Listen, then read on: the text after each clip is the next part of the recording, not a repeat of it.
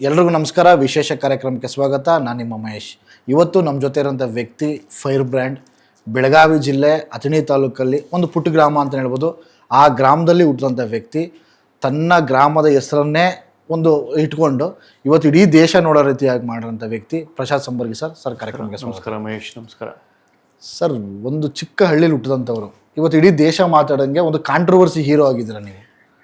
Controversy hero ಅಂತ ಹೇಳ್ಬಿಡಿ, ಯಾವುದು ನೇರವಾಗಿ ದಿಟ್ಟವಾಗಿ ಸಮಾಜಕ್ಕೆ ಬೇಕಾಗಿರೋ ವಿಷಯಗಳನ್ನ ಹೇಳಿದ್ರೆ ಕಾಂಟ್ರವರ್ಸಿ ಆಗುತ್ತಾ? ಡ್ರಗ್ ಕೇಸ್ ಕಾಂಟ್ರವರ್ಸಿನ? ಡ್ರಗ್ ಕೇಸು ಜನರಿಗೆ ಸಮಾಜಕ್ಕೆ ಯಾರು ಡ್ರಗ್ಸ್ ಮಾಡ್ತಾರೆ ನಿಮ್ಮ ಮಕ್ಕಳನ್ನೆಲ್ಲ ಡ್ರಗ್ ಇಂದ ದೂರ ಇರ ಅಂತ ಹೇಳಿದ್ದು. ಹಿಂದೂ ಧರ್ಮದಲ್ಲೇ ಇರ್ತಕ್ಕಂಥ ಯಾರು ನಮ್ಮ ಬಗ್ಗೆ ಅಧರ್ಮ ಮಾಡ್ತಾ ಇದ್ರು ಲೌಡ್ ಸ್ಪೀಕರು ಕಿರ್ಚ್ತಾರೆ 5 ಸಲ ಅದ್ರ ಬಗ್ಗೆ ಮಾತಾಡಿದ್ದು, ಅದು ಕಾಂಟ್ರವರ್ಸಿನ? ತಿನ್ನೋ ಪದಾರ್ಥ ಜಟ್ಕಾ ಮೀಟ್ ತಿನ್ರಯ್ಯ, ರಾಮಪ್ಪ ಶ್ಯಾಮಪ್ಪ ವೆಂಕಟೇಶಪ್ಪನ ಕೈಲಿ ಮಟನ್ ತೊಗೊಳ್ರಿ, ಶೇಖು ಶಫೀಕ್ ಕೈಲಿ ಹೋಗ್ಬೇಡ್ರಿ ಅಂತೇಳಿ ಹಲಾಲ್ ಕ್ಯಾಂಪೇನ್ ಮಾಡಿದ್ದು ಕಾಂಟ್ರವರ್ಸಿನ? ಯಾರ್ದೋ ಜಮೀನು ಕಿತ್ಕೊಂಡು ಯಾರೋ ಮನೆ ಕಟ್ಟಿದ್ದಾರೆ, BDA ಹೋಗಿದ್ದು, ಅದು ಕಾಂಟ್ರವರ್ಸಿನ? ಸೊ ಇದೆಲ್ಲ ಹೆಂಗೆ ನೀವು ಕಾಂಟ್ರವರ್ಸಿ ಅಂತೀರ ನಂಗೆ ಅರ್ಥ ಆಗಲ್ಲ. ಜನಕ್ಕೋಸ್ಕರ ಮಾಡಿರ್ತಕ್ಕಂಥ ಅನೇಕ ಹೋರಾಟಗಳು ಸಾಮಾಜಿಕವಾಗಿ ಬದ್ಧತೆ ಅಂತರುವ ಸಾಮಾಜಿಕ ಹೋರಾಟಕ್ಕೆ ಮಾಡಿರ್ತಕ್ಕಂಥ ಕೆಲಸಗಳು. ನೀವು ಅದು ಕಾಂಟ್ರವರ್ಸಿ ಅಂತ ಹೇಳಿದ್ರೆ ನನಗೇನು ಬೇಜಾರಿಲ್ಲ, ಮತ್ತು ಅದು ಮಾಡಿದ್ದು ಸಮಾಜ ಒಳಿತಿಗಾಗಿ. ನಾನು ಬಂದಿರೋದು ಒಂದು ಫ್ರೀಡಮ್ ಫೈಟರ್ ಫ್ಯಾಮಿಲಿಯಿಂದ, ಸ್ವತಂತ್ರ ಹೋರಾಟಗಾರರು. ಕರ್ನಾಟಕದ ಇತಿಹಾಸದಲ್ಲೇ ದಂಪತಿಗಳನ್ನ ಫ್ರೀಡಮ್ ಫೈಟರ್ ಅದು ನಮ್ಮ ಅಜ್ಜ ಮತ್ತು ಮಜ್ಜಿ. ಸೊ ಆ ಥರದಲ್ಲೇ ನಾನು ಬೆಳೆದು ಕೋಆಪರೇಟಿವ್ ಮೂವ್ಮೆಂಟಲ್ಲಿ, ಶುಗರ್ ಕೇನ್ ಮೂವ್ಮೆಂಟ್ಗಳಲ್ಲಿ, ಒಂದು ಜಿಲ್ಲಾ ಪಂಚಾಯತಿ ZP ಎಲೆಕ್ಷನ್ಗಳು ಅಲ್ಲಿಂದ ನೋಡಿಕೊಂಡು ನಾನು ಬಂದಿರತಕ್ಕಂಥ ವ್ಯಕ್ತಿ. ಸೊ ನನಗೆ ಅದು ಕಾಂಟ್ರವರ್ಸಿ ಅನ್ಸೋದೇ ಇಲ್ಲ, ಅದು ಸಮಾಜಕ್ಕೆ. ಸೊ ದಯವಿಟ್ಟು ನಿಮ್ಗೆ ಇಷ್ಟ ಇದ್ರೆ ಕಾಂಟ್ರವರ್ಸಿ ಸಂಬರ್ಗಿ ಅಂತ ಹಾಕೊಳ್ಳಿ, ಬಟ್ ನಾನು ಸಾಮಾಜಿಕ ಕಾರ್ಯಕರ್ತ ಪ್ರಶಾಂತ್ ಸಂಬರ್ಗಿ. ಸಾಮಾಜಿಕ ಹೋರಾಟಗಾರ, ಸಾಮಾಜಿಕ ಕಾರ್ಯಕರ್ತ, 100% ಹಿಂದೂ ಹೋರಾಟಗಾರ. ಹೆಮ್ಮೆಯಿಂದ ಹೇಳ್ತೀನಿ, ಹಿಂದೂ ಹೋರಾಟಗಾರ. ಅದೇ ನಮ್ಮ ಹಿಂದೂ ಸಮಾಜದಲ್ಲಿ ಇದ್ದಂತಹ ಲೋಪದೋಷಗಳನ್ನ ಎತ್ತಿ ಹಿಡಿತೀರ. ನೋಡಿ, 500 ವರ್ಷ ಅಥವಾ 1000 ವರ್ಷದಿಂದ ಆಗಿರ್ತಕ್ಕಂಥ ಅನೇಕ ಧರ್ಮದಲ್ಲೇ ಇರ್ತಕ್ಕಂಥ ಅನೇಕರು ಅದನ್ನ ಹಾಳು ಮಾಡಿದ್ದಾರೆ. ಅದ್ರ ಬಗ್ಗೆನೂ 70 ವರ್ಷ ತಿದ್ಕೊಂಡು ಬಂದಿದ್ದಾರೆ. ಇದೆಲ್ಲ ಹೊಟ್ಟೋಗಿದೆ. ಈಗ ಮಡಿವಂತಿಕೆ ಇಲ್ಲ. ಈಗ ಏನಿದ್ರು ಎಲ್ಲವೂ ಸರ್ವರು ಹಿಂದೂಗಳೇ, ನಾವೆಲ್ಲ ಹಿಂದೂಗಳೇ. ನಾನು ಲಿಂಗಾಯತ, ನಾನು ಗೌಡ, ನಾನು ಶೂದ್ರ, ನಾನು ಕುರುಬ ಅನ್ನೋದಿಲ್ಲ. ನಾನು ಹಿಂದೂ ಅಲ್ಲ. ಜಾತೀಯತೆಯನ್ನು ಸಹ ಹೊರತುಪಡಿಸಿ ಒಂದಷ್ಟು ನಮ್ಮ ಹಿಂದೂ ಧರ್ಮದಲ್ಲಿ ಒಂದಷ್ಟು ದೇವಸ್ಥಾನಗಳು ಇವತ್ತು ಮಠಮಾನ್ಯಗಳು ರಾಜಕಾರಣಿಗಳ ರೆಸಾರ್ಟ್ ಆಗಿದ್ದಾವೆ ಅಂತ. ರಾಜಕಾರಣಿಗಳ ರೆಸಾರ್ಟು ಕೇವಲ ವೋಟ್ ಬ್ಯಾಂಕ್ ಪಾಲಿಟಿಕ್ಸ್ಗೋಸ್ಕರ. ಕಾಂಗ್ರೆಸ್ಸಿನ ಒಂದು ಪಾಪದ ಕೂಸೆ ಇವತ್ತು ಲಿಂಗಾಯತ ಮತ್ತು ವೀರಶೈವ ಅಂತ ಎತ್ಕಟ್ಟಿರೋದು. BJP ಅವ್ರು ಮಾಡಿಲ್ಲ. BJP ಅವರು ಎಲ್ಲರೂ ಒಂದೇ ಅಂತ ಹೇಳಿರೋದು. BJP ಅವರು 2008ರಲ್ಲಿ ಗೆದ್ದಿದ್ದು ಲಿಂಗಾಯತ್ ವೋಟ್ ಬ್ಯಾಂಕ್ ಪಾಲಿಟಿಕ್ಸ್ ಇಂದ. ವೀರೇಂದ್ರ ಪಾಟೀಲ್ಗೆ ಆದ ಅನ್ಯಾಯದ ವಿರುದ್ಧ ತೊಡೆ ತಟ್ಟು ನಿಂತಿದ್ದು ಉತ್ತರ ಕರ್ನಾಟಕದಲ್ಲಿ, ನಾರ್ತ್ ಕರ್ನಾಟಕದಲ್ಲಿ ಲಿಂಗಾಯತ ಧರ್ಮ ಅದನ್ನ ಏಕೀಕರಣ ಮಾಡ್ಕೊಂಡು ಬಂದಿರತಕ್ಕಂಥ BJP ಯಡಿಯೂರಪ್ಪನವರು. ಅಲ್ಲಿ ಪಂಚಮಸಾಲಿ ನಾನು ಲಿಂಗಾಯತ, ಇವನು ವೀರಶೈವ, ಇವನು ಸಾದ, ಇವನು ಬನಿಜಿಗ ಅಂತ ಏನು ಹೇಳಲಿಲ್ಲ. ಎಲ್ಲ ಲಿಂಗಾಯತರು ಒಂದೇ ಅಂತ ಹೇಳಿದ್ದು. ಬಸವಣ್ಣ ಅನುಭವ ಮಂಟಪ ಕಟ್ಟಿದ್ದೆ ಎಲ್ಲರೂ ಒಂದು ಅಂತ. ಅಲ್ಲೇನೋ ನಿಮ್ಗೆ ವಿಸಿಟಿಂಗ್ ಕಾರ್ಡ್ ಹಾಕ್ಬಿಟ್ಟು ನೀನು ಬೇರೆಯವನು ಬೇರೆ ಮಾಡಿ ಎಲ್ಲರೂ ಒಂದೇ ಅಂತ ಬಸವಣ್ಣ ಮಾಡಿದ್ದು. ಈಗ ಬಸವಣ್ಣ ಬದುಕಿದ್ರೆ ಈಗ ಏನು ಕಾಂಗ್ರೆಸ್ ಅವರು, MB ಪಾಟೀಲ್ ಅವರು, ಈಶ್ವರ್ ಖಂಡ್ರೆ ಅವರು ನಾನು ಲಿಂಗಾಯತ ಧರ್ಮವನ್ನ ಇಬ್ಬಾಗ ಮಾಡ್ತೀನಿ 2018ರಲ್ಲಿ ಮಣ್ಮುಕ್ಕಿದ್ರಲ್ಲ ಎಲೆಕ್ಷನ್, ಲಿಂಗಾಯತ ವೀರಶೈವ ಬೇರೆ ಮಾಡ್ತೀನಿ ಅಂತ ಹೇಳಿದ್ರೆ ಮಣ್ಣು ಮುಕ್ಕಿದ್ರಲ್ಲ. ಈಗಲೂ ಅದೇ ಪರಿಸ್ಥಿತಿ ಆಗುತ್ತೆ ಈ ಧರ್ಮವನ್ನ ಮತ್ತೆ ಮುಟ್ಟಕ್ಕೆ ಹೋದ್ರೆ. ಸೊ ಆ ಥರದ ಪರಿಸ್ಥಿತಿ ತಂದಿದ್ದು divide and rule policy is all about Congress. ಕನ್ನಡದ ಹೆಸರಲ್ಲಿ ಗಲಾಟೆ ಮಾಡಿಸೋದು, ನಾರ್ತ್ ಇಂಡಿಯನ್ಗಳನ್ನ ಮಾರ್ವಾಡಿ ಅಂತ ಕರೆಯೋದು, ಪಾನಿಪುರಿಗಳನ್ನು ಗುಜರಾತಿ ಅಂತ ಕರೆಯೋದು, ಭಾರತದ ಅಸ್ಮಿತೆಯನ್ನು ಎತ್ತಿ ಹಿಡಿಯೋದೇ ಬಿಟ್ಬಿಟ್ಟು ಕನ್ನಡದ ಒಂದಷ್ಟು ಗುಂಡಗಳನ್ನು ಕಳಿಸ್ಬಿಟ್ಟು ಭಾಷೆ ಹೆಸರಲ್ಲಿ ಮಾಡುವ ಅನ್ಯಾಯಗಳು ಇಡೀ ಕರ್ನಾಟಕ ಗೊತ್ತಾಗಿದೆ. ಸೊ ಅದೀಗ ಸ್ವಲ್ಪ ಕಮ್ಮಿ ಆಗ್ತಾ ಇದೆ. ಹಿಂದೂಗಳನ್ನು ಅನೇಕ ಜಾತಿಗಳಲ್ಲಿ ಒಡೆದು ಮೇಲ್ವರ್ಗ ಕೀಳ್ವರ್ಗ ಅಂತ ಹೇಳಿ ಸೋಷಿಯಲ್ ಜಸ್ಟಿಸ್ ಹೆಸರಲ್ಲಿ ಕಾಂಗ್ರೆಸ್ ಮಾಡಿದ ಅನ್ಯಾಯ 70 ವರ್ಷ ಗೊತ್ತಾಗಿದೆ. ಅದಕ್ಕೆ ಅವ್ರಿಗೆ ಲೋಕಸಭಾದಲ್ಲಿ 90 ಸೀಟು, 43 ಸೀಟು ಈ ಥರದ್ದೆಲ್ಲ ಬರ್ತಾ ಇರೋದು. ಮುಂದಿನ ದಿನಗಳಲ್ಲಿ ಅದು ಕೇವಲ 4 ಜನ ಇರ್ತಾರೆ. ಪ್ರಿಯಾಂಕಾ ಗಾಂಧಿ, ರಾಹುಲ್ ಗಾಂಧಿ, ಸೋನಿಯಾ ಗಾಂಧಿ ಮತ್ತು ರಾಬರ್ಟ್ ವಾದ್ರಾ. 4 ಜನ ಪಕ್ಷ ಅಷ್ಟೇ. ಅದಕ್ಕೆ ಆಯುಷ್ ಅಷ್ಟೇ ಇರೋದು. ಫಾರಿನರ್ ಕಂಡಿಡಿದ ಪಕ್ಷ ರೀ, ಫಾರಿನರ್ ತಾಯಿ ಬಂದು ಆಳ್ತಾರೋ ಪಕ್ಷ. ಸೊ ನೀವು ಅದಕ್ಕೆ ಆಯುಷ್ ಇದೆಯಾ ಅಂತ ಕೇಳಿದ್ರೆ ದೇರಾಗೂ ಚೈನಾ ಮಾರ್ಕೆಟ್ಗೆ, ಫಾರಿನ್ ಮಾರ್ಕೆಟ್ಗೆ ಗ್ಯಾರಂಟಿ ಕೊಡ್ತಾರ? ಖಂಡಿತ ಇಲ್ಲ. ನ್ಯಾಷನಲ್ ಮಾರ್ಕೆಟ್ ಹೋಗಿ ತಂದಿರೋ ಪ್ರಾಡಕ್ಟ್ಗೆ ಯಾರಿಗೂ ಗ್ಯಾರಂಟಿ ಇಲ್ಲ. ಹಾಗೆ ಕಾಂಗ್ರೆಸ್ ಪಕ್ಷ. ನಿಮ್ಮ ಪಕ್ಷಕ್ಕೆ ನಾವು ಅಧಿಕಾರ ಕೊಟ್ವಿ, ಮೈತ್ರಿ ಆಯ್ತೀರಾ. ಈಗ ನಿಮ್ಮ ಪಕ್ಷ ಅಧಿಕಾರದಲ್ಲಿಲ್ಲ, ವಿರೋಧ ಪಕ್ಷವಾಗೂ ಸಹ ನಿಮ್ಮ ಪಕ್ಷ ಕೆಲಸ ಮಾಡ್ತಿಲ್ಲ ನಮ್ಮ ರಾಜ್ಯದಲ್ಲಿ. ಕೈ ಕಟ್ಕೊಂಡು ಕೂತಿದ್ದಾರೆ. ಯಾರು ನಿಮ್ಮ ವಿರೋಧ ಪಕ್ಷದ ನಾಯಕರು ಯಾರು? ನಿಮ್ಮ ರಾಜ್ಯಾಧ್ಯಕ್ಷರು ಅಂತಂದರೆ ಕೇವಲ MLC ಚುನಾವಣೆಯಲ್ಲಿ ರೆಸಾರ್ಟಲ್ಲಿ ಮಾತ್ರ ಕಾಣಿಸ್ಕೊಂಡ್ರೆ ಹೊರತು ಇನ್ಯಾವುದೋ ಒಬ್ಬ ಹಿಂದೂ ಕಾರ್ಯಕರ್ತನ ಹಲ್ಲೆ ಆದಾಗ ಓಡಿ ಬರ್ತಾರೆ ಅಥವಾ ಹಿಂದೂ ಕಾರ್ಯಕರ್ತನ ಕೊಲೆ ಆದಾಗ ಮಾತ್ರ ಕಾಣಿಸ್ಕೊತಾರೆ ಹೊರತು ಬಿಡದಿಯಲ್ಲಿ ಇದೇ ಹಿಂದೂ ಸಮುದಾಯದ ರೈತರು ಪರ್ಕೆಯಲ್ಲಿ ಹೊಡಿತಾ ಅಧಿಕಾರಿಗಳಿಗೆ ವಿಷ ಕುಡಿಯೋಂಥ ಕೆಲಸ ಮಾಡ್ತಿದ್ದಾರೆ. ಒಬ್ಬ ವ್ಯಕ್ತಿನೂ ಸಹ ಕಾಣಿಸ್ಕೊಳ್ಳಲ್ಲ. ನೋಡಿ, ನೀವು ಕೇವಲ BJP ಅವರು ಕಾಣಿಸ್ಕೊಳ್ಳಲ್ಲ ಅಂತಿದ್ದಾರೆ. BJP ಅವರು ಅನೇಕ ಪ್ರೆಸ್ ಕಾನ್ಫರೆನ್ಸ್ಗಳಲ್ಲಿ ನಾವು ರೈತರ ಪರ ಅಂತ ಹೇಳ್ತಾ ಇದ್ದೀವಿ. ನೀವು ಏನು ಈ ಪ್ರಶ್ನೆ ಕೇಳಿದ್ರಲ್ಲ, ಅದೇ ದಾಟಿಯಲ್ಲಿ ಪ್ರಕಾಶ್ ರಾಜ್ ಯಾಕೆ ಬರಲಿಲ್ಲ ಅಂತ ಕೇಳಿಲ್ಲ? ಇಲ್ಲೇನು ಫಾರಿನ್ ಫಾರ್ಮರ್ಸ್ ಇದ್ದಾರಾ? ಪ್ರಕಾಶ್ ರಾಜ್ ಹೋಗಿ ನಿಂತ್ಕೊಂಡ ದೇವನಹಳ್ಳಿಯಲ್ಲಿ, ದೊಡ್ಡ CMನೆಲ್ಲ ಮೀಟ್ ಮಾಡ್ದ. ಪ್ರಕಾಶ್ ರಾಜು, ಇದೇ ಪ್ರಕಾಶ್ ರಾಜು ನರೇಂದ್ರ ಮೋದಿ ಅವರು ಮಾಡಿರ್ತಕ್ಕಂಥ ರೈತರ ಬಗ್ಗೆ ಮಾಡಿರ್ತಕ್ಕಂಥ ಫಾರ್ಮ್ ಲಾ ಬಗ್ಗೆ ಗಂಟೆ ಟ್ವೀಟ್ ಮಾಡಿದ್ನಲ್ರಿ. ಅದನ್ನ ನೀವು ಕೇಳೋ ನಿಮ್ಗೆ ನೈತಿಕತೆ ಇಲ್ಲ, ನಿಮ್ಗೆ ಧೈರ್ಯ ಇಲ್ಲ. ಕೇವಲ BJP ಬಗ್ಗೆ ಕೇಳ್ತಾ ಇದ್ದೀರಾ. ಆ ಕೋಡಿಹಳ್ಳಿ ಚಂದ್ರಶೇಖರ್ ಅಂತ ಇದಾರಪ್ಪ, ಎಲ್ಲಿ ರೈತರ ಪರ ಎಲ್ಲಿದ್ದಾರೆ? ಸೊ ಏನ್ ಕೇವಲ ನಾವು BJP ಅವರು ಮಾತ್ರ ಕಾಂಗ್ರೆಸ್ ವಿರುದ್ಧ ಹೋರಾಟ ಮಾಡ್ಬೇಕಾದ್ರೆ ರೈತರೇನು ಅವರು ಇಟ್ಸ್ ಫಾರ್ ಎವ್ರಿಬಡಿ ಅನ್ನದಾತರಿ. ನಾನು ಇದ್ರಲ್ಲಿ ರಾಜಕೀಯ ಬಿಟ್ಬಿಡಿ Mahesh, for a minute. Bidadi ವಿಷಯ ಅಂತ ಹೇಳಿದ್ರಲ್ಲ, ದಯವಿಟ್ಟು ರಾಜಕೀಯ ಬಿಟ್ಬಿಡಿ. ನಾನು ಬಿಡದಿ ಜನತೆಗೆ ಹೇಳ್ತಾ ಇದ್ದೀನಿ, ನಿಮ್ಮಲ್ಲಿರ್ತಕ್ಕಂಥ ಆಸ್ತಿ ನಿಮ್ದಲ್ಲ ರೀ, ನಿಮ್ಮ ಮರಿ ಮೊಮ್ಮಕ್ಕಳ ಆಸ್ತಿ ನೀವು ಇಟ್ಕೊಂಡಿದ್ದೀರಾ. ಈಗ ನೀವು ಅದನ್ನ ಅವ್ರಿಗೆ ಟ್ರಾನ್ಸ್ಫರ್ ಮಾಡ್ಬೇಕು, ಆಯ್ತಾ? ಅವರಿಂದ ಆಸ್ತಿಯನ್ನ ನೀವು ತಗೊಂಡಿದ್ದೀರಾ. ನಿಮಗೆ ವಿದೇಶದಲ್ಲಿ ಏನಾಗ್ತಾ ಇದೆ ಅಂತ ಅರಿವು ಮಾಡ್ಕೊಡ್ತೀನಿ. ದಯವಿಟ್ಟು ನೀವು ದುಡ್ಡಿನ ಆಸೆಗೆ ನಿಮ್ಮ ಫಲವತ್ತಾದ ನೀರಾವರಿ ನೀರುಗಳನ್ನ ದಯವಿಟ್ಟು ಕೊಟ್ಬಿಡ್ಬೇಡಿ. ಇಡೀ ವಿಶ್ವದಲ್ಲೇ AICTI ಮಾಡ್ತೀವಿ ಬೆಂಗಳೂರು ಅಂತ ಹೇಳ್ತಾ ಇದ್ದಾರೆ. ವಿಶ್ವದಲ್ಲೇ ಎಲ್ಲಾ ಕಡೆ AI ಅನ್ನ ರಿಜೆಕ್ಟ್ ಮಾಡ್ತಾ ಇದ್ದಾರೆ. ಮೆಟಾದಾಗಿರ್ಬೋದು, ಟಸ್ಕಾನ್ ಆಗಿರ್ಬೋದು, ಗೂಗಲ್ ಆಗಿರ್ಬೋದು. ಅಲ್ಲಿ ಅಮೆರಿಕದಲ್ಲಿ ಭಾರತದ 10 times ಜಾಗ ಇದೆ ರೀ. ಯಾಕೆ ಅಮೆರಿಕದಲ್ಲಿ ಮಾಡ್ತಾ ಇಲ್ಲ? ಯಾಕೆ ಈಗ ಇದನ್ನ ಒಂದು ಡಸ್ಟ್ಬಿನ್ ತರ ಟ್ರೀಟ್ ಮಾಡ್ತಾ ಇದ್ದಾರೆ? ಬೆಂಗಳೂರು ಮತ್ತು ಇಂಡಿಯಾನ ಡಸ್ಟ್ಬಿನ್ ತರ ಟ್ರೀಟ್ ಮಾಡ್ತಾ ಇದ್ದಾರೆ. ಒಂದು AI ಡೇಟಾ ಸೆಂಟರ್ ಮಾಡಿದ್ರೆ ಒಂದು 500 ಫುಟ್ಬಾಲ್ ಸ್ಟೇಡಿಯಂ ದೊಡ್ಡದು ಆಗುತ್ತೆ. ಅದಕ್ಕೆ ಫ್ರೆಶ್ ವಾಟರ್ ಬೇಕು, ಅದರಿಂದ ಪೊಲ್ಯೂಷನ್ ಆಗುತ್ತೆ. ಇಡೀ ಅಮೆರಿಕದಲ್ಲಿ ರಿಜೆಕ್ಟ್ ಆಗಿರ್ತಕ್ಕಂಥ AI ಡೇಟಾ ಸೆಂಟರ್ ಅನ್ನ ನಮ್ಮನ್ನ ಡಸ್ಟ್ಬಿನ್ ಆಗಿ, ಗಾರ್ಬೇಜ್ ಆಗಿ ಬಿಡದಿಯಲ್ಲಿ ಮಾಡ್ತಾ ಇದ್ದಾರೆ. ನೀವು ದುಡ್ಡು ತಗೊಂಡು ಏನೋ ಈ ಜನ್ಮ ಏನೋ ನೀವು ಮುಗಿಸ್ಬಿಡ್ತೀರಾ, ಆದ್ರೆ ನಿಮ್ಮ ಮಕ್ಕಳಿಗೆ, ಮರಿ ಮೊಮ್ಮಕ್ಕಳಿಗೆ ಏನನ್ನ ಬಿಟ್ಟು ಹೋಗ್ತಾ ಇದ್ದೀರಾ? ಅವ್ರ ಆಸ್ತಿ ರೀ ಅದು, ನೀವ್ಯಾಕೆ ಅದನ್ನ ಕೊಟ್ಟು ಹೋಗ್ತಾ ಇದ್ದೀರಾ? ದಯವಿಟ್ಟು ರೈತರು, ಎಸ್ಪೆಷಲಿ ಬಿಡದಿ ರೈತರು, ಪ್ಲೀಸ್ ಬಿ ಕೇರ್ಫುಲ್. ಯಾವ AI ಡೇಟಾ ಸೆಂಟರ್ ಅಮೆರಿಕದಲ್ಲಿ ತಿರಸ್ಕಾರಗೊಂಡಿದೆಯೋ ಅದು ಇಂಡಿಯಾದಲ್ಲಿ ಬರ್ತಾ ಇದೆ. ಕೇವಲ ರಾಜಕಾರಣಿಗಳು 10 ದಿನಗಳಲ್ಲಿ ಅಪ್ರೂವಲ್ ಮಾಡಿರ್ತಕ್ಕಂಥ ಸಿಸ್ಟಮ್. ಅದೇ ಅಮೆರಿಕದಲ್ಲಿ ನೀವು ಒಂದು AI ಡೇಟಾ ಸೆಂಟರ್ ಮಾಡಬೇಕು ಅಂದ್ರೆ ಎನ್ವೈರ್ಮೆಂಟ್ ಇಂಪ್ಯಾಕ್ಟ್ ಪಾಲಿಸಿಯನ್ನ ನೀವು ಸೈನ್ ಮಾಡಬೇಕು. ಜನರಿಗೆ ಹೇಳಬೇಕು ಎಷ್ಟು ನೀರು ತಗೊಂತೀನಿ, ಎಷ್ಟು ಜಾಗ ತಗೊಂತೀನಿ ಅಂತ. ಅಲ್ಲಿ ಮಾಡೋಕ್ಕಾಗಲ್ಲ, ಅದಕ್ಕೆ ಇಲ್ಲಿ ಬರ್ತಾ ಇದ್ದಾರೆ. So we are not dumping ground. ಇದು ಏನು ಕಸದ ತೊಟ್ಟಿ ಅಲ್ಲ ರೀ, ಬಿಡದೆ ಫಲವತ್ತಾದ ಬಂಗಾರ ಅದು.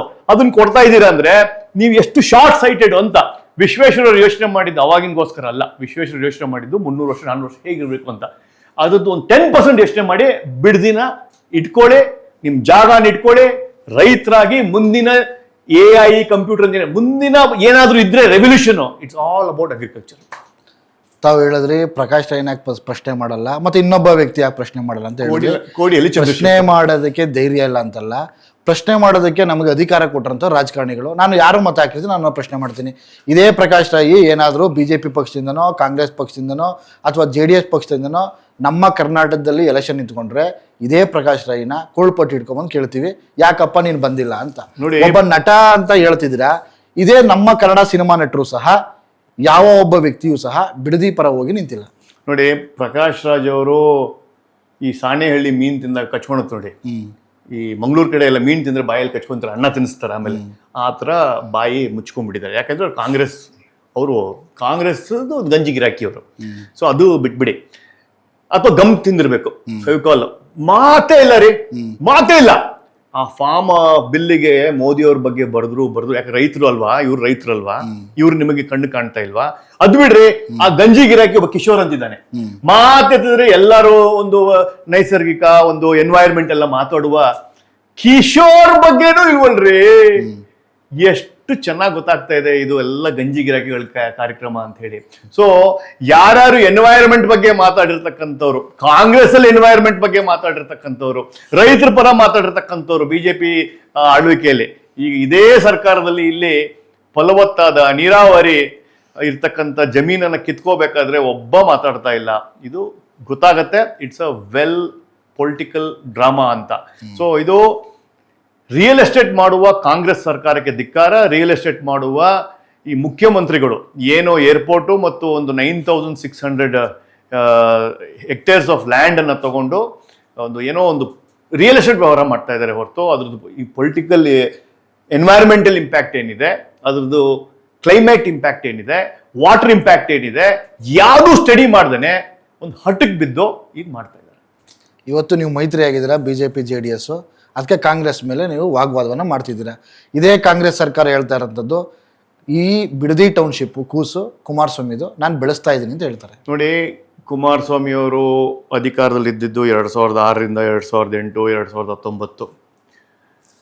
ಅವ್ರು ಮಾಡ್ಬೇಕಿದ್ರೆ ಅವಾಗಲೇ ಮಾಡ್ಬಿಡ್ತಾ ಇದ್ರು. ಯಾಕೆ? ಅವ್ರ ಸರ್ಕಾರ ಇತ್ತು, 2 ವರ್ಷ ಸರ್ಕಾರ ಮಾಡಿದ್ದಾರೆ, ಯಾಕೆ ಮಾಡಲಿಲ್ಲ?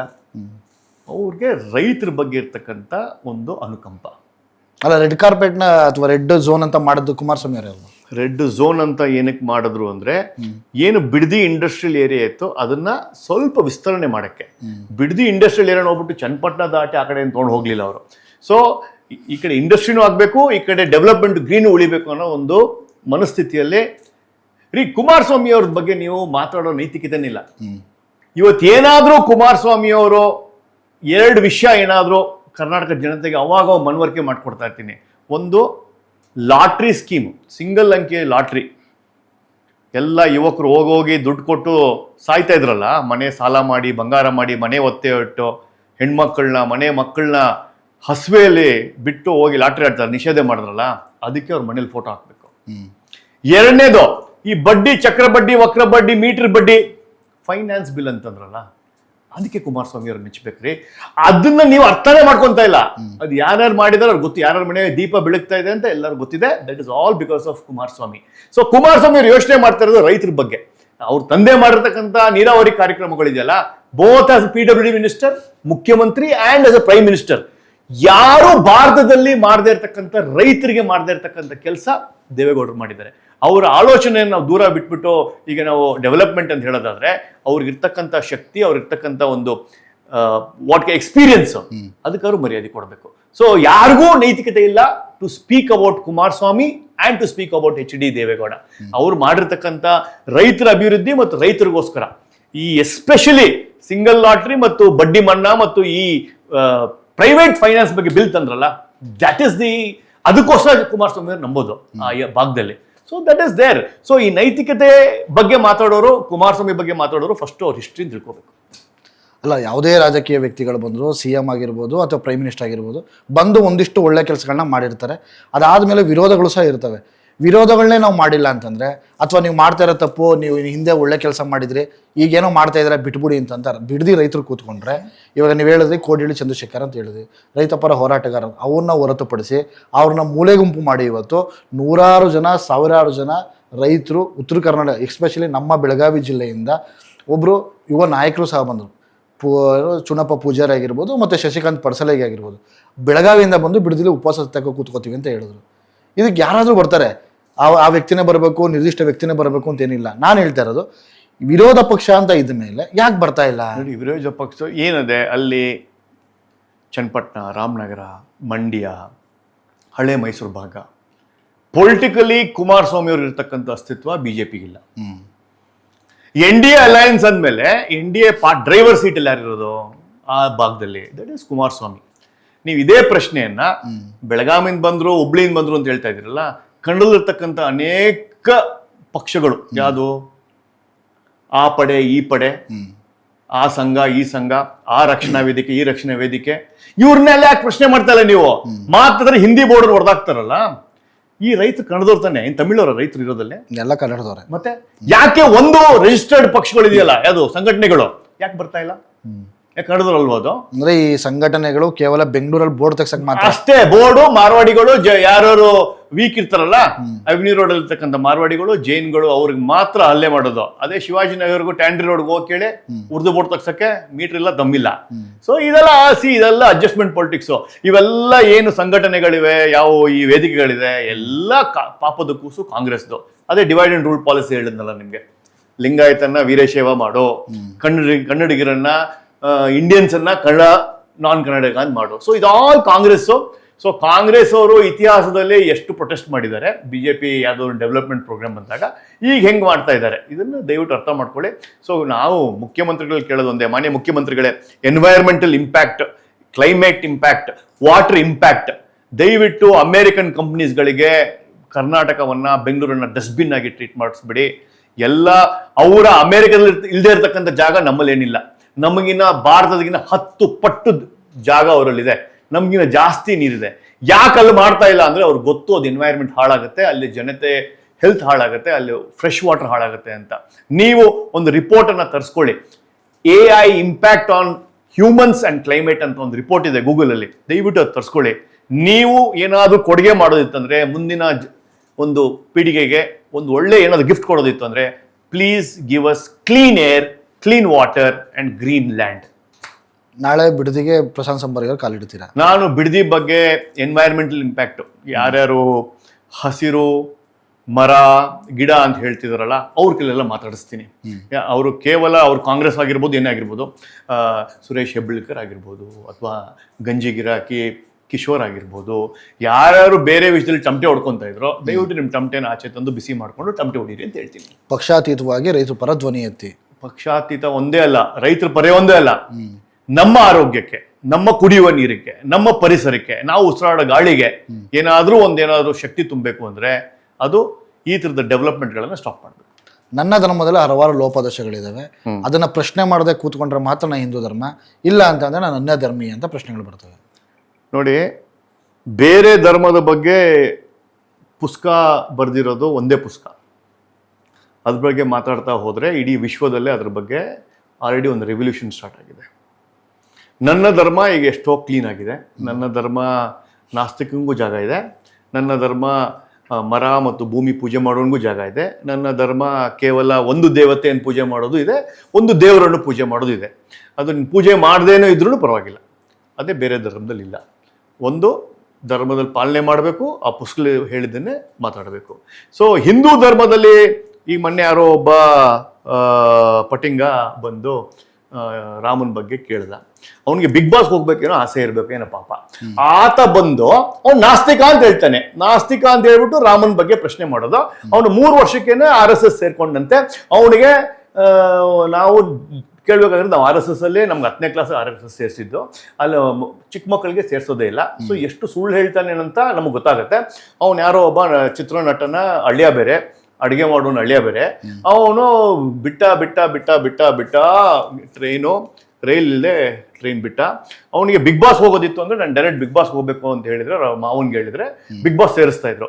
ಈ ತರ ಧರ್ಮದ ಬಗ್ಗೆ RSS ಬಗ್ಗೆ ಹೇಳಿದ್ರೆ ಪ್ರಚಾರ ಸಿಗುತ್ತೆ ಅಂತ ಹೇಳಿ ಡ್ರಾಮಾ ಮಾಡಿ ಅವನನ್ನ ಇವತ್ತು ಮೂಲೆಗುಂಪು ಮಾಡಿದ್ದಾರೆ. ಅವನು ಸ್ಟ್ರೇಟ್ ಫಾರ್ವರ್ಡ್, ನಾನು ಬಿಗ್ ಬಾಸ್ ಹೋಗ್ಬೇಕಾಗಿತ್ತು, ಅದಕ್ಕೋಸ್ಕರ ನಾನು RSS ನ ಬೈತಾ ಇದ್ದೀನಿ ಅಂತ ಹೇಳ್ಬಿಡಿದ್ರೆ ಅದೇನೊಂದು ಕಾಂಟ್ರವರ್ಸಿ ಮಾಡೋದು ಅರ್ಥ ಇತ್ತು. ನಾಸ್ತಿಕ ಅಂತಾನೆ, 3 ವರ್ಷಕ್ಕೆ ಅವನಿಗೆ ಬ್ರೈನ್ ವಾಶ್ ಅಂತಾನೆ, ಅವ್ನು ಮುಸ್ಲಿಂ ಫ್ರೆಂಡ್ಸು ಅಂತಾನೆ, ಅವ್ನು ಮಾತಾಡೋದ್ರಲ್ಲಿ ಅರ್ಥವೇ ಇಲ್ಲ. So it's a very clear cut off 2 strategy. ಒಂದು ಬಿಗ್ ಬಾಸ್ಗೆ ಹೋಗ್ಬೇಕು, ಇಲ್ಲ ಈಗ ಯಾವುದೋ ಉಟ್ಕೊಂಡಿದೆಯಲ್ಲ ಕಾಕ್ರೋಚ್ ಪಾರ್ಟಿ ಅಂತ, ಕಾಕ್ರೋಚ್ ಪಾರ್ಟಿದು ಯಾವುದೋ ಒಂದು ಗಲೀಜಿರಬೇಕು. ಯಾಕಂದ್ರೆ ಈಗ ನಡೀತಾ ಇರೋದು ಏನು ಅಂದ್ರೆ, ಜೆನ್ಜಿ ಅಂದ್ರೆ 18 ವರ್ಷ ಮತ್ತು 22 ವರ್ಷದಲ್ಲಿರ್ತಕ್ಕಂಥ ಯುವಕರನ್ನು ಹೇಗಾದ್ರೂ ಮಾಡಿ ಬ್ರೈನ್ ವಾಶ್ ಮಾಡಬೇಕು ಅಂತ. ಆ ಬ್ರೈನ್ ವಾಶ್ ಭಾಗವಾಗಿ ಈ ಪ್ರಕಾಶ್ ರಾಜ್ ಅವರ ಈ ಗಂಜಿ ಗಿರಾಕಿ ಕಿಶೋರ್ ತರದ ಒಂದು ವ್ಯಕ್ತಿಯನ್ನು ಹುಟ್ಟಾಕಿದ್ದಾರೆ. ಅವನು ಬಿಗ್ ಬಾಸ್ಗೆ ಹೋಗ್ಬೇಕು, ರಾಮನ್ ಬಗ್ಗೆ ಕೇಳೋದು, ಆಮೇಲೆ ನನಗೆ ಬ್ರೈನ್ ವಾಶ್ ಆಗಿತ್ತು, ನಾನೀಗೆಲ್ಲ ಕ್ಲೀನ್ ಆಗಿದ್ದೀನಿ, ನಾಸ್ತಿಕ ಅಂತ ಹೇಳುವ ಒಬ್ಬ ಬೆಪ್ಪ.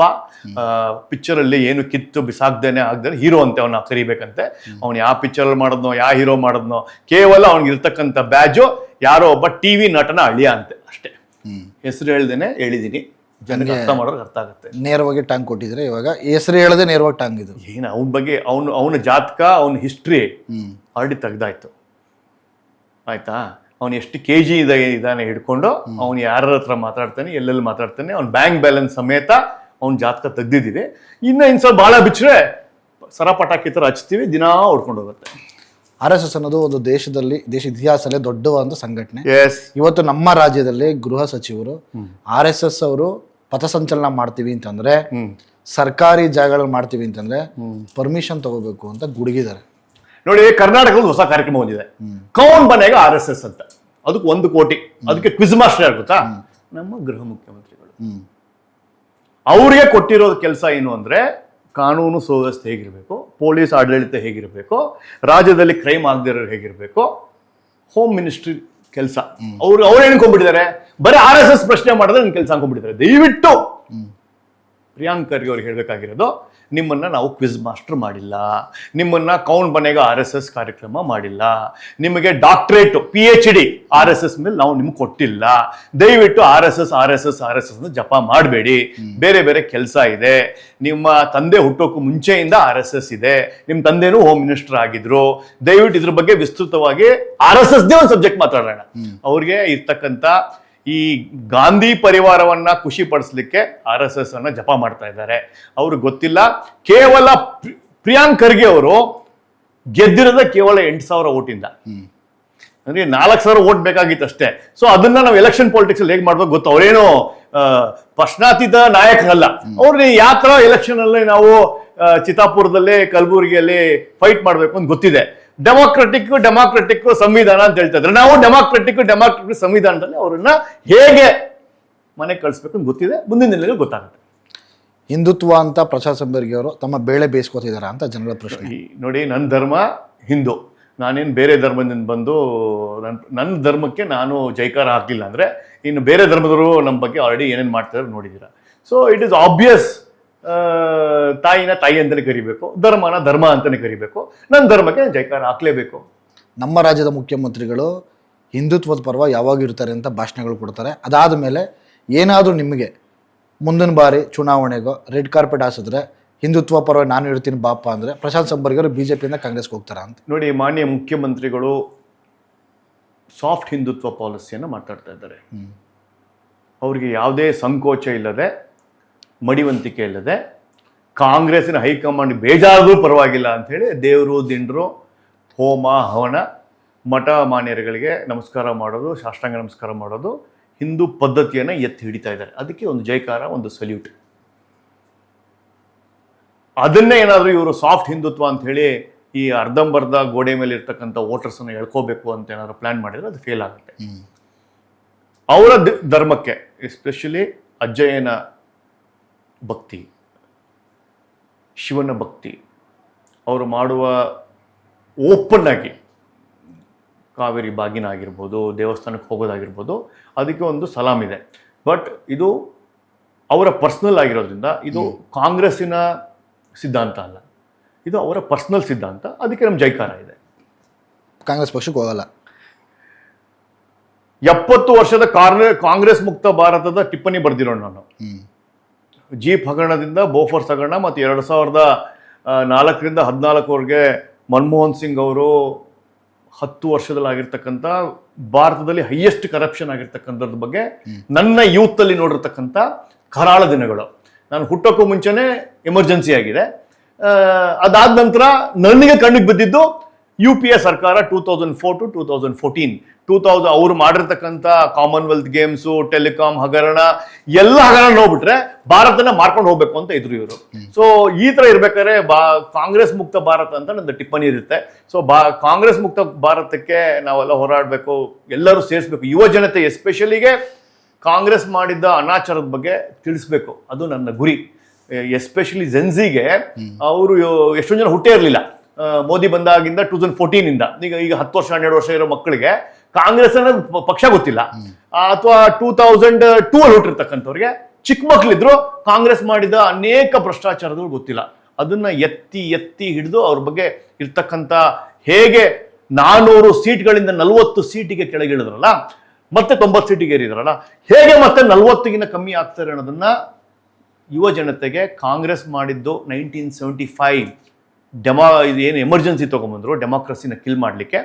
2004ಇಂದ 2014ವರೆಗೂ ಒಬ್ಬ ಡಮ್ಮಿ ಪ್ರೈಮ್ ಮಿನಿಸ್ಟರ್ನ ಕೂಡಿಸಿ ಇನ್ನೊಬ್ರು ಸೂಪರ್ ಪ್ರೈಮ್ ಮಿನಿಸ್ಟರ್ ಇದ್ರಲ್ಲ, ಹೇಗೆ ಕಾನ್ಸ್ಟಿಟ್ಯೂಷನ್ ಅನ್ನ ಆಫೀಸನ್ನು ಮಿಸ್ಯೂಸ್ ಮಾಡಿದ್ರಲ್ಲ, ಹೇಗೆ ಕೇವಲ ಒಂದು ಫ್ಯಾಮಿಲಿ ಒಂದು ಸರ್ಕಾರ ನಡೆಸ್ತಲ್ಲ, ಅದ್ರ ಬಗ್ಗೆ ಇವತ್ತಿನ ಯುವ ಜನತೆಗೆ ಹೇಳೋದೇ ನನ್ನ ಕಾರ್ಯಕಲ್ಪ, ನನ್ನ ಸಿದ್ಧ ಹಕ್ಕು.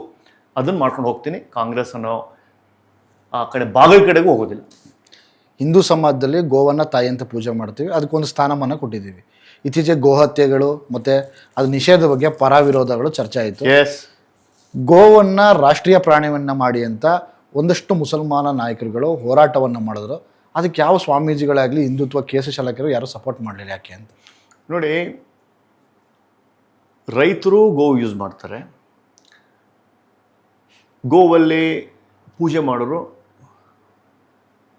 ಗೋವಿನ ಹತ್ಯೆ ಮಾಡಿರ್ತಕ್ಕಂಥವ್ರು ಎಲ್ಲೆಲ್ಲಿ ಹೋಗಿದ್ದಾರೆ ಅಂತ ನೋಡಿದ್ದೀರ. ಇಂದಿರಾ ಗಾಂಧಿಯವ್ರ ಕಥೆ ಏನಾಯಿತು, ರಾಜೀವ್ ಗಾಂಧಿಯವ್ರ ಕಥೆ ಏನಾಯಿತು, ಸಂಜಯ್ ಗಾಂಧಿಯವ್ರ ಕಥೆ ಏನಾಯಿತು, ಕೇವಲ ಗೋವಿನ ಶಾಪದಿಂದನೇ ಆಗಿರ್ತಕ್ಕಂಥದ್ದು. ಅದನ್ನು ಅನೇಕ ಕಾಂಗ್ರೆಸ್ಸರು ಒಪ್ಪೋದಿಲ್ಲ. ಆದರೆ ಇತಿಹಾಸದ ಪುಟಗಳನ್ನು ತೆಗೆದು ನೋಡಿದಾಗ ಗೋವಿಗಿರ್ತಕ್ಕಂಥ ಸ್ಥಾನಮಾನವನ್ನು BJPಯವರು ಕೊಡ್ಕೊಂಡ್ಬಂದಿದ್ದಾರೆ. ಅದರ ವಿರುದ್ಧವಾಗಿ ಕೇರಳದಲ್ಲಿ ಬೀಫ್ ಪಾರ್ಟಿ ಅಂತ ಮಾಡ್ತಾರೆ. ಆ ಬೀಫನ್ನು ತಿಂದು ಅದನ್ನು ನಮ್ಮನ್ನು ಲೇವಡಿ ಮಾಡ್ತಾರೆ. ನಮ್ಮ ಆರಾಧ್ಯ ದೇವರಾದ 300 ಕೋಟಿ ದೇವರನ್ನು ಇರ್ತಕ್ಕಂಥ ಗೋ ಬಗ್ಗೆ, ಆಯುರ್ವೇದ ಮೆಡಿಸಿನ್ ಇರ್ತಕ್ಕಂಥ ತುಪ್ಪದ ಬಗ್ಗೆ ಅಥವಾ ಆಯುರ್ವೇದ ಮೆಡಿಸಿನ್ ಇರ್ತಕ್ಕಂಥ ಹಾಲ್ ಬಗ್ಗೆ ನಮಗೆ ಅಲ್ಲಿರ್ತಕ್ಕಂಥ ನಂಬಿಕೆ ಅಪಾರ. ಗೋ ಹಿಂದೂಗಳ ಒಂದು ಧಾರ್ಮಿಕ ನಂಬಿಕೆ. ಮುಂದಿನ ದಿನಗಳಲ್ಲಿ ಗೋವನ್ನು ನ್ಯಾಷನಲ್ ಅನಿಮಲ್ ಆಗಿ ಅಥವಾ ಪ್ರೊಟೆಕ್ಟೆಡ್ ಅನಿಮಲ್ ಆಗಿ BJP ಸರ್ಕಾರ ಮಾಡೇ ಮಾಡುತ್ತೆ. ಈಗಲೂ BJP ಸರ್ಕಾರನೇ ಇದೆಯಲ್ಲ ಸರ್? ಫುಲ್ ಮೆಜಾರಿಟಿ ಇಲ್ಲ. ನಾವು NDA ಅಲಯನ್ಸಲ್ಲಿ 272 ದಾಟಿದ್ದೇವೆ. 240 ಇರ್ತಕ್ಕಂಥ ನಾವು TDP, BJD ಹೀಗೆ ಅನೇಕರ ಅಲಯನ್ಸ್ಗಳಿಂದ ನಡೀತಾ ಇದೆ. ಯಾವಾಗ ನಮ್ಮದು 2/3 ಮೆಜಾರಿಟಿ ಬರುತ್ತೋ 360ಗಿನ ಮೇಲೆ ಖಂಡಿತ ನೀವೇನೋ ಆಸೆ ಇದೆ ನಿಮ್ಮದು, ನಮ್ಮದು ಆಸೆ ಇದೆ, ಬಹುಸಂಖ್ಯಾ ಭಾರತೀಯರ ಮತ್ತು ಹಿಂದೂಗಳ ಆಸೆ ಇದೆ, ಅದು ನೆರವೇರುತ್ತೆ. ಗೋವನ್ನು ರಾಷ್ಟ್ರಪ್ರಾಣಿಯಾಗಿ ಖಂಡಿತ, ಅದರ ಸಂದೇಹ ಏನಿಲ್ಲ. ಹೇಗೆ ಅಖಂಡ ಭಾರತದ RSS ಪರಿಕಲ್ಪನೆ ಇದೆಯೋ, ಅಫ್ಘಾನಿಸ್ತಾನ, ಪಾಕಿಸ್ತಾನ, ಹಿಂದೂಸ್ತಾನು, ಈ ಕಡೆ ಶ್ರೀಲಂಕಾ, ಈ ಕಡೆ ನೇಪಾಳು, ಹೇಗೆ ಒಂದು ಅಖಂಡ ಭಾರತ ಕನಸಿದೆಯಲ್ಲ, ಅದೇ ತರ ಕನಸುವೆ ರಾಷ್ಟ್ರೀಯ ಪ್ರಾಣಿ ಗೋವನ್ನು ಮಾಡೋದು ಇದೆ. ಹಿಂದೂ ಧರ್ಮದ ಒಂದಷ್ಟು ಸ್ವಾಮೀಜಿಗಳು, ಅಂದರೆ ಒಂದಷ್ಟು ಅನ್ನೋಕ್ಕಿಂತ ಒಬ್ಬ ಸ್ವಾಮೀಜಿ ವೈರಲ್ ಆಗ್ತಿದ್ದಾನೆ. ಏನು ಅಂತಂದರೆ, ಗೋವಲ್ಲಿ 300 ಕೋಟಿ ದೇವತೆ ಇದ್ದಂಥ ಒಬ್ಬ ವ್ಯಕ್ತಿ, ಹಿಂದೂ ಸಮಾಜ ವ್ಯಕ್ತಿ ಮಾತಾಡ್ತಾರೆ, ಪೂಜೆ ಮಾಡ್ತೀವಿ. ಆದರೆ ಒಬ್ಬ ವ್ಯಕ್ತಿ ತನ್ನ ಹಿಂದೆ ಒಬ್ಬ ವ್ಯಕ್ತಿಯ ಒಂದು ಅಂಗಕ್ಕೆ ಲಕ್ಷ್ಮಿಯನ್ನು ಹೋಲಿಸ್ತಾನೆ. ಪ್ರಶಾಂತ್ ಸಂಬರ್ಗೆ ಎಲ್ಲೂ ಮಾತಾಡಿದ್ರೆ ನೋಡಿ, ಅವ್ರು ಹೇಳಿರ್ತಕ್ಕಂಥ ವಿಷಯದಲ್ಲಿ ಅರ್ಧ ಸತ್ಯ ಇದೆ, ಅರ್ಧ ಸುಳ್ಳಿದೆ. ಅವರು ಪದ ಬಳಕೆಯಲ್ಲಿ ಎಡವಿದ್ದಾರೆ, ಅದು ಅವ್ರ ಕ್ಷಮೆ ಕೇಳಲೇಬೇಕು. ಲಲಿತ ಸಹಸ್ರನಾಮದಲ್ಲಿ ಈ ಹಿಂದೂ ಅಧ್ಯಯನ ಮಾಡಿರೋರು ಇದ್ರ ಬಗ್ಗೆ ಮಹಾಲಕ್ಷ್ಮಿ ಅಂಗದಲ್ಲಿ ಯಾವುದಿದೆ, ಕಾಲ್ ಅಂದರೆ ಶನಿ, ಫೇಸ್ ಅಂದರೆ ಶುಕ್ರ, ಹಾಗೆ ಒಂದೊಂದಕ್ಕೂ ಒಂದೊಂದು ಅಂಗಕ್ಕೂ ಒಂದೊಂದು ಗ್ರಹಗಳು ಮತ್ತು ದೇವತೆಗಳನ್ನು ಉಲ್ಲೇಖ ಮಾಡಿದ್ದಾರೆ. ಮನುಷ್ಯನಲ್ಲೂ ಮಾಡಿದ್ದಾರೆ. ಹೇಳುವ ರೀತಿ ಮತ್ತು ವಿಧಾನದಲ್ಲಿ ಎಡವಿರ್ತಕ್ಕಂಥ ಆರ್ಯವರ್ಧನ್ ಗುರೂಜಿ, ಅವರಿಗೆ ಮಾತಿನ ಬರದಲ್ಲಿ ಹಳ್ಳಿಯ ಭಾಷೆಯಲ್ಲಿ ಹಿಂದ್ಗಡೆ ಅಂತ ಹೇಳೋದು ಬಿಟ್ಟು ಅದಕ್ಕೆ ಒಂದು ಕುಂಡಿ ಅಂತ ಹೇಳಿದ್ದಾರೆ. ಅದು ತಪ್ಪು, ಅನ್ಯಾಯ. ಅದಕ್ಕಿಂತ ಹೆಚ್ಚಾಗಿ ಅದನ್ನ ವೈರಲ್ ಮಾಡಿರ್ತಕ್ಕಂಥ ಹೆಣ್ಮಕ್ಳು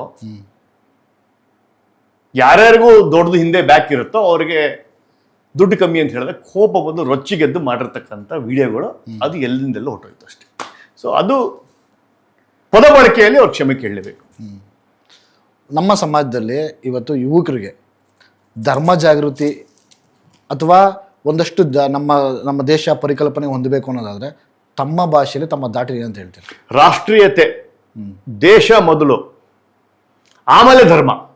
ಇದನ್ನ ನಾವು ಯುವಕರಿಗೆ ಹೇಳ್ಕೊಟ್ಬಿಟ್ರೆ, ಮದ್ರಸಾ ಹೇಳ್ಕೊಡುವ ಧರ್ಮ ಮೊದಲು, ಕುರಾನ್ ಮೊದಲು, ಅಲ್ಲಾ ಮೊದಲು, ಆಮೇಲೆ ಸಂವಿಧಾನ, ಆಮೇಲೆ ದೇಶ ಅನ್ನೋದು ತಪ್ಪು. ನಮ್ಮ ದಾಟಿಯಲ್ಲಿ ಹೇಳೋದಾದ್ರೆ ರಾಷ್ಟ್ರೀಯತೆ, ರಾಷ್ಟ್ರೀಯತೆ, ರಾಷ್ಟ್ರೀಯತೆ. 2028ಕ್ಕೆ ಯಾವ ವಿಧಾನಸಭೆ ಕ್ಷೇತ್ರದಿಂದ BJP ಅಭ್ಯರ್ಥಿ ಸಂಬರ್ಗಿ ಅವರು? ರಾಜಕೀಯದಲ್ಲಿ ಹೆಚ್ಚಾಗಿ ಕೆಲಸ ಮಾಡಿ ಮನ್ನಣೆ ಕೊಟ್ಟು ಅವರೇ ಕರೆದು ಕೊಡಬೇಕೆ ಹೊರತು ನಾವಾಗೇ ಹೋಗಿ ನಮಗೊಂದು ಸೀಟ್ ಕೊಡಿ ಅದಕ್ಕೆ ನಾವು ಇದು ಮಾಡೋದಿಲ್ಲ. ನಮ್ಮ ಕೆಲಸ ಹಿಂದೂ ಧರ್ಮದ ಪರ, ಹಿಂದೂವನ್ನು ಒಗ್ಗೂಡಿಸೋದು, ಕಾಂಗ್ರೆಸ್ ಮುಕ್ತ ಭಾರತ ಮಾಡೋದು ನಮ್ಮ ಸಂಕಲ್ಪ. ಅದರಲ್ಲಿ ಏನೇನು ಕೆಲಸ ಮಾಡಬೇಕೋ ಮಾಡ್ತಾ ಇದ್ದೀವಿ. ಹಿರಿಯರು ಯಾರು ಗುರ್ತು ಮಾಡಿ ದಯವಿಟ್ಟು ನಿಮ್ಮ ಕೆಲಸಕ್ಕೆ ಇನ್ನೂ ಒಂದು ದೊಡ್ಡ ಅವಕಾಶ ಕೊಡ್ತೀವಿ, ಇನ್ನೂ ಒಂದು ದೊಡ್ಡ ವೇದಿಕೆ ಕೊಡ್ತೀವಿ, ದಯವಿಟ್ಟು ಎಲೆಕ್ಷನ್ ಬಂದು ನಿಂತ್ಕೊಳ್ರಿ ಅಂದರೆ ಖಂಡಿತ ಮಾಡ್ತೀವಿ. ಒಂದು ಬದಲಾವಣೆ ತರಬೇಕು ಅಂತಂದರೆ ಅಧಿಕಾರ ಅನ್ನೋದು ತುಂಬ ಮುಖ್ಯ. ಹೌದು. ಆ ಅಧಿಕಾರ ಯಾವಾಗ ಇಟ್ಕೋತೀರಾ ನೀವು ಅಂತ? ಅಧಿಕಾರ ಇಲ್ಲದೇನೆ ಅನೇಕ ಬದಲಾವಣೆಗಳನ್ನು ತಂದಿದ್ದೇವೆ.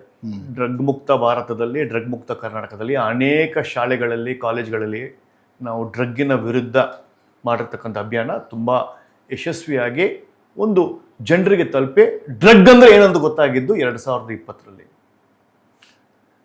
ಅನೇಕ ಯುಗಾದಿಗಳಲ್ಲಿ, ಹೊಸ ತೊಡಕುಗಳಲ್ಲಿ ಜಟ್ಕಾ ಮಾಂಸ ಅಂದ್ರೆ ಏನು, ಹಿಂದೂಗಳ ಯುವಕರ ಕಸುಬು ಕೆಲಸವನ್ನು ಕಿತ್ಕೊಂಡಿರ್ತಕ್ಕಂಥ ಇನ್ನೊಂದು ಧರ್ಮ, ಕೇವಲ ಅಲ್ಲಾನ ಹೆಸರಲ್ಲಿ ನಮ್ಮ ವೆಂಕಟೇಶ ಕುಮಾರ್ ಅಂತ ಕೆಲಸವನ್ನು ಕಿತ್ಕೊಂಡು, ಕುರಿ ಮೇಯಿಸೋರ್ ಕೆಲಸವನ್ನು ಕಿತ್ಕೊಂಡು ಅವ್ರು ಮಾತ್ರ ಮಾಂಸ ಮಾರ್ತಾ ಇದ್ರು. ಆ ಮೊನಾಪಲಿಯನ್ನು ನಾವು ಕೇವಲ ಸೋಷಿಯಲ್ ಮೀಡಿಯಾ ಮತ್ತು ಪ್ರತಿಯೊಂದು ಮಟನ್ ಸ್ಟಾಲ್ಗೂ ಹೋಗಿ ಅದನ್ನು ನಾವು ಜಾಗೃತಿ ಮೂಡಿಸಿದ್ವಿ. ಅಧಿಕಾರ ಇಲ್ಲದೇ 1000 ಕೆಲಸ ಮಾಡಿದ್ದೀವಿ. ಅಧಿಕಾರ ಕೊಟ್ಟು ನೋಡಿದಾಗ ಇನ್ನೇನೇನು ತರ್ಬೋದು, ಯಾವುದೇ ಥರದ ಎಜುಕೇಷನಲ್ ರಿಫಾರ್ಮ್ಸ್ ತರ್ಬೋದು ಅನ್ನೋದು ಪರಿಕಲ್ಪನೆ ಇದೆ. ಅದು ಮುಂದಿನ ದಿನಗಳಲ್ಲಿ ಹೇಳ್ತೀವಿ. ಪಕ್ಷ ಏನೇ ಜವಾಬ್ದಾರಿ ಕೊಟ್ಟರು ಸಮರ್ಥನೆಯಿಂದ ಸಮರ್ಥಿಸ್ತಾರೆ. ಖಂಡಿತ. BJP ಆಫೀಸ್ ಕಸ ಗುಡಿಸೋದಿಂದ ಹಿಡ್ಕೊಂಡು ರೋಡಲ್ಲಿ ಯಾವುದಾದ್ರೂ ಕೆಲಸ ಕೊಟ್ಟರು ಮಾಡುವ ಒಂದು ಸಮಾಜಕ್ಕೆ ಒಳಿತು ಮಾಡುವ ಶಕ್ತಿ ನಮ್ಮಲ್ಲಿದೆ. ಯಾಕೆಂದರೆ ನಾವು ಈ ಕಡೆ ದುಡ್ಡು ನೋಡಿದ್ದೇವೆ, ಅಂತಸ್ತು ನೋಡಿದ್ದೇವೆ, ಐಶ್ವರ್ಯ ನೋಡಿದ್ದೇವೆ, ಕಾರ್ಪೊರೇಟ್ ಲೈಫ್ ನೋಡಿದ್ದೇವೆ, ಎಲ್ಲವೂ ನೋಡಿದ್ದೇವೆ. ಸಮಾಜಕ್ಕೆ ಏನಾದರೂ ನಮ್ಮ ಮುಂದಿನ ಪೀಳಿ ಕೊಟ್ಟು ಹೋಗಬೇಕು ಅಂತ ಏನಾದರೂ ಆಸೆ ಇದ್ದರೆ, ಭಾರತದ ಬಗ್ಗೆ ಗೌರವ ಇದ್ದರೆ, ಹಿಂದೂ ಬಗ್ಗೆ ಲವ್ ಇದ್ದರೆ, ಯಾವ ಕೆಲಸ ಕೊಟ್ಟರು ನಾವು ಮಾಡ್ತೀವಿ. ಪಕ್ಷ 2 ವರ್ಷ ದುಡಿಸ್ಕೊಂಡು ಯಾವುದೋ ಒಂದು ಅಧಿಕಾರವನ್ನು ಕೊಟ್ಟು, ಒಂದು ಸ್ಥಾನಮಾನವನ್ನು ಕೊಟ್ಟು 2028ಕ್ಕೆ ನಿಮ್ಗೆ ಟಿಕೆಟ್ ಇಲ್ಲ ಅಂತಂದರೆ ನೋಡಿ, 2018ರಿಂದಲೇ ನಾವು ಕೆಲಸ ಮಾಡ್ಕೊಂಡು ಬಂದಿದ್ದೀವಿ. ಪಬ್ಲಿಕ್ ಲೈಫಲ್ಲಿದ್ದೀವಿ. ಒಂದು 50-60 ಡಿಫಾಮೇಷನ್ ಕೇಸ್ಗಳು ಹಾಕೊಂಡಿದ್ದೀವಿ. ಅನೇಕ FIRಗಳಾಗಿದೆ. ಅನೇಕ ಅನ್ಯ ಧರ್ಮದವರು ಅಟ್ಯಾಕ್ ಮಾಡಿದ್ದಾರೆ. ಹಲಾಲ್ ಕ್ಯಾಂಪೇನ್ ಮಾಡಿದಾಗ ಅನೇಕ ಮೆಸೇಜ್ಗಳು, ಅಟ್ಯಾಕ್ಗಳು, ಪೊಲೀಸ್ ಪ್ರೊಟೆಕ್ಷನ್ ಹೋಗೋವರೆಗೂ ಹೋಗಿದ್ದೀವಿ. ಅದನ್ನ ಲೆಕ್ಕಿಸದೇ ಇನ್ನೂ ಕೆಲಸ ಮಾಡ್ತಾ ಇದ್ದೀವಿ ಅಂದರೆ ಅದು ಕೇವಲ ಒಂದು ಇನ್ಸ್ಪಿರೇಷನ್ ಬಿಕಾಸ್ ಆಫ್ ಹಿಂದೂ ಧರ್ಮ. ಅದು ನಮಗೆ ಅಧಿಕಾರ ಕೊಡ್ತಾರೆ, MLA ಕೊಡ್ತಾರೆ, ಕಾರ್ಪೊರೇಟರ್ ಟಿಕೆಟ್ ಕೊಡ್ತಾರೆ, MLC ಕೊಡ್ತಾರೆ ಅನ್ನೋದಿಲ್ಲ. ನಾವು ತೇಜಸ್ವಿ ಸೂರ್ಯ ಎಲ್ಲ ಒಂದೇ ಟೀಮಲ್ಲಿ ಇದ್ದಿದ್ದು 2017ನಲ್ಲಿ. ಅವ್ರಿಗೆ ಅವಕಾಶ ಸಿಕ್ತು. ನಮ್ಮಲ್ಲಿ ಎಲ್ಲರೂ ನರೇಂದ್ರ ಮೋದಿ ರೀ, BJP ಕಾರ್ಯಕರ್ತರೆಲ್ಲ ನರೇಂದ್ರ ಮೋದಿ, ಎಲ್ಲರೂ ತೇಜಸ್ವಿ ಸೂರ್ಯ, ಎಲ್ಲರೂ ಒಂದು ಶಕ್ತಿ ಇರೋರು. ನಮ್ಮಲ್ಲಿ ಕಾರ್ಯಕರ್ತರು ಜಾಸ್ತಿ, ಕಾಂಗ್ರೆಸ್ಸಲ್ಲಿ ಲೀಡರ್ಸ್ ಜಾಸ್ತಿ. ಒಂದಷ್ಟು ರಾಜಕಾರಣಿಗಳ ಹೆಸರು ಹೇಳ್ತೀನಿ, ಒಂದು ಪದದಲ್ಲಿ ಉತ್ತರ ಹೇಳೋದಾದ್ರೆ ಅವ್ರ ಬಗ್ಗೆ ಏನು ಹೇಳ್ತೀರಾ? ಖಂಡಿತ. ಅಟಲ್ ಬಿಹಾರಿ ವಾಜಪೇಯಿ ದೇಶ ಕಂಡ most honest prime minister. Indira Gandhi ವರ್ಷಗಟ್ಟಲೆ ಎಮರ್ಜೆನ್ಸಿಯನ್ನು ಜ್ಞಾಪಕ ಮಾಡುವ ಡಿಕ್ಟೇಟರ್. ನರೇಂದ್ರ ಮೋದಿ ಉಜ್ವಲ ಭವಿಷ್ಯಕ್ಕಾಗಿ ಭಾರತ ಕಂಡುಹಿಡಿದಿರ್ತಕ್ಕಂಥ ಪ್ರಧಾನಮಂತ್ರಿ. ಯೋಗಿ ಆದಿತ್ಯನಾಥ್ 2035ರಿಂದ 50ವರೆಗೆ ಭಾರತವನ್ನು ಉತ್ತುಂಗಕ್ಕೆ ಟಾಪ್ 1 ಕಂಟ್ರಿ ಮಾಡುವ ಏಕೈಕ ಲೀಡರ್ ಯೋಗಿನಾಥ್. ರಾಹುಲ್ ಗಾಂಧಿ ಅನೇಕರು ಪಪ್ಪು ಅಂತ ಕರೀತಾರೆ, ನನಗೆ ಅವ್ರು ಆಟಕೊಂಡು ಲೆಕ್ಕಕ್ಕಿಲ್ಲ. ಯಡಿಯೂರಪ್ಪ ಕರ್ನಾಟಕದಲ್ಲಿ BJP ಬೀಜ ನೆಟ್ಟಿದ ರೈತ ಪಿತಾಮಹ ಯಡಿಯೂರಪ್ಪ. ಸಿದ್ದರಾಮಯ್ಯ ಕುರುಬರ ಹೆಸರಲ್ಲಿ ಪಕ್ಷಕ್ಕೆ, ತಮ್ಮ ಸ್ವಂತ ಪಕ್ಷಕ್ಕೆ ದ್ರೋಹ ಬಗೆದು ಕಾಂಗ್ರೆಸ್ ಬಂದು ಎಲ್ಲ ಅಧಿಕಾರವನ್ನು ಮಾಡಿಕೊಂಡು ಹಿಂದೂ ಧರ್ಮವನ್ನು ಹೀಲಾಯಿಸಿ ಇರ್ತಕ್ಕಂಥ ಮಾಜಿ ಮುಖ್ಯಮಂತ್ರಿ. DK ಶಿವಕುಮಾರ್ ಅವರ ಹಿಂದುತ್ವ ಬ್ಯಾಜ್ಗೆ ಒಂದು ಸಲ್ಯೂಟ್. ಕೊನೆಯದಾಗಿ ಒಬ್ಬ ವ್ಯಕ್ತಿ ಬಗ್ಗೆ ಕೇಳಲೇಬೇಕು. ಆ ವ್ಯಕ್ತಿ ಬಗ್ಗೆ ನೇರವಾಗಿ ಹೇಳೋದಾದರೆ ಪ್ರಶಾಂತ್ ಸಂಬರ್ಗಿ. ಪ್ರಾಮಾಣಿಕ, ರಾಷ್ಟ್ರೀಯತೆ ಉಳ್ಳ ಒಬ್ಬ ಸಮಾಜ ಕಳಕಳಿ ಇರ್ತಕ್ಕಂಥ ವ್ಯಕ್ತಿ. ಇದಿಷ್ಟು ಪ್ರಶಾಂತ್ ಸಂಬರ್ಗಿಯವರ ನೇರ ಮಾತು. ರಾಷ್ಟ್ರ ಮೊದಲು, ಅದಾದ ಮೇಲೆ ಧರ್ಮ ಆಗಿರ್ಬೋದು, ಏನೇ ಆಗಿರ್ಬೋದು. ಮೊದಲು ಒಬ್ಬ ವ್ಯಕ್ತಿ ರಾಷ್ಟ್ರೀಯವಾದಿ ಆಗಿರಬೇಕೆ ಹೊರತು ಧರ್ಮವಾದಿ ಆಗಿರ್ಬೋದು ಮತ್ತು ಜಾತಿವಾದಿ ಆಗಿರ್ಬೋದು. ರಾಷ್ಟ್ರವನ್ನು ಎತ್ತಿಡುವಂಥ ಕೆಲಸ ಮಾಡ್ತು ಅಂತಂದರೆ ಆ ಪ್ರಬುದ್ಧತೆ ಎಲ್ಲವನ್ನೂ ಸಹ ಕಾಪಾಡುತ್ತೆ ಅನ್ನೋದು ಪ್ರಶಾಂತ್ ಸಂಬರ್ಗಿಯವರ ನೇರ ಮಾತಾಗಿದೆ.